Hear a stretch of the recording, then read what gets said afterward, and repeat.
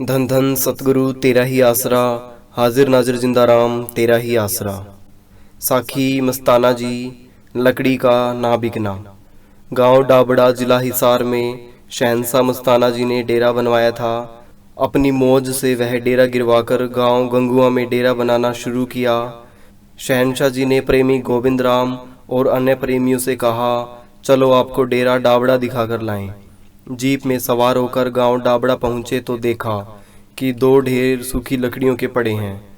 शहंशाह मस्ताना जी ने एक लकड़ी को उठाकर देखा कि लकड़ियां सूखी हैं। गोविंद मदान ने भी एक लकड़ी को उठाकर देखा और कहा, बाबा जी लकड़ी तो सूखी व हल्की हैं। शहंशाह जी ने गोविंद मदान से पूछा, लकड़ी क्या भाव बिक जाएंगी? गोविंद मदान ने सहज भाव में उत्तर दिया, लकड़ी 2 रुपये मन में बिक जाएगी। शहंशाह मस्ताना जी बोले, लगाओ खेमचंद की ड्यूटी, ट्रक किराए पर करे और लकड़ी हिसार बेच कर आए। वह ट्रक 100 रुपये किराए पर करके लकड़ियों को हिसार ले गया। जब लक्कड़ मंडी में ट्रक खड़ा किया तो लकड़ी के व्यापारी इकट्ठे हो गए। खेमचंद से पूछने लगे, लकड़ी क्या भाव बेचनी है? उन्होंने कहा 2 रुपये मन। इस पर व्यापारियों ने कहा, वाह साई, 2 रुपये मन तो हम परचून पर बेचते हैं, इसकी रियायत करो। खेमचंद जी बोले, मेरे को तो 2 रुपये मन बेचने का आदेश है। यह सुनकर सभी दुकानदार अपनी अपनी दुकानों में चले गए। शाम हो गई। ट्रक वाला कहने लगा कि मेरा ट्रक खाली करो। बाबू खेमचंद जी बोले, ट्रक कल को खाली कर देंगे। तो ट्रक वाला बोला, रात के 50 रुपये और लगेंगे। बाबूजी बोले, दे देंगे। दूसरे दिन ट्रक वहां खड़ा रहा परंतु लकड़ियां नहीं बिकी। शाम होने पर ट्रक वाला फिर कहने लगा, मेरा ट्रक खाली करो। बाबूजी कहने लगे, कल कर देंगे। इस पर ट्रक वाले का 50 रुपये किराया और हो गया। तीसरे दिन भी लकड़ियां नहीं बिकी। शाम को ट्रक वाले ने 50 रुपये और बढ़ा दिए। चौथे दिन शहंशाह मस्ताना जी ने संगत से पूछा, वरी खेमा कहाँ गुम हो गया, कहीं नजर नहीं आता? पूछने पर संगत ने बताया, बाबा जी खेमा तो लकड़ियां बेचने हिसार गया है, अभी तक नहीं आया।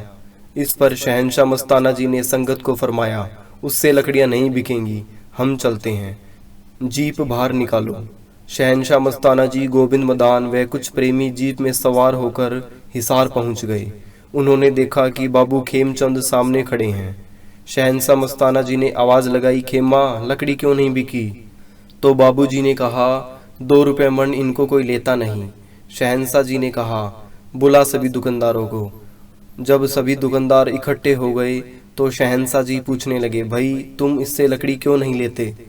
उन्होंने बोला, 2 रुपये मन हम परचून बेचते हैं, आपका सेवक 2 रुपये मन से कम बेचता नहीं, कुछ रियायत करो। शहंशाह जी फरमाने लगे, बस इतनी सी बात, तो चलो 8 आने मन ले लो। ये सुनते ही सभी दुकानदार एक दूसरे पर टूट पड़े। सभी में हलचल मच गई। सभी एक दूसरे को धकेलते हुए कहने लगे, यह लकड़ी मेरी हुई, यह लकड़ी मेरी हुई।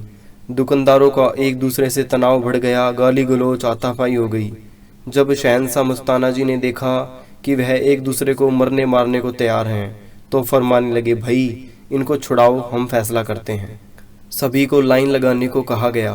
खेमचंद की ड्यूटी लगाई कि वो गिन कर बताए कि कितने दुकानदार हैं। खेमचंद जी ने बताया कि कुल 20 दुकानदार हैं। फिर पूछा कि लकड़ी कितनी है?